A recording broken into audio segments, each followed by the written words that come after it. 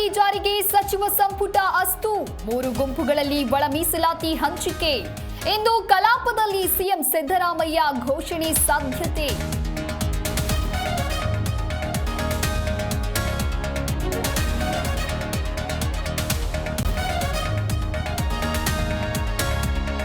KSRTC ನೌಕರರಿಗೆ ನಿಗಮದಿಂದ good news ಚಾಲಕ ನಿರ್ವಾಹಕರ ಅಪಘಾತದ ಪರಿಹಾರದ ಮೊತ್ತ ಏರಿಕೆ 20 ಲಕ್ಷಕ್ಕೆ ಅಪಘಾತದ ಪರಿಹಾರ ಏರಿಕೆ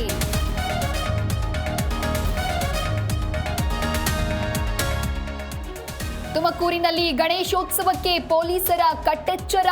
ಜಿಲ್ಲಾ ಮಟ್ಟದ ಸಾರ್ವಜನಿಕ ಶಾಂತಿ ಸಭೆ ಆಯೋಜನೆ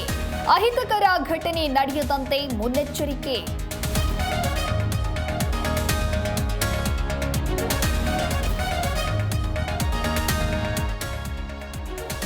ರಾಜ್ಯದಲ್ಲಿ ಮುಂದುವರೆದ ವರ್ಣನ ಆರ್ಭಟ ಭಾರೀ ಮಳೆಗೆ ಮಲೆನಾಡು ಕರಾವಳಿ ತತ್ತರ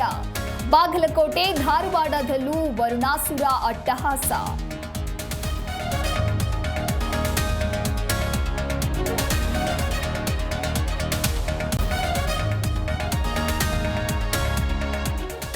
ಕ್ರಿಮಿನಲ್ ಕೇಸ್ನಲ್ಲಿ ಪ್ರಧಾನಿ ಸಿಎಂ ವಜಾಗೆ ಮಸೂದೆ ವಶ ಬಂಧನದ 30 ದಿನದಲ್ಲಿ ರಾಜೀನಾಮೆ ಕಡ್ಡಾಯ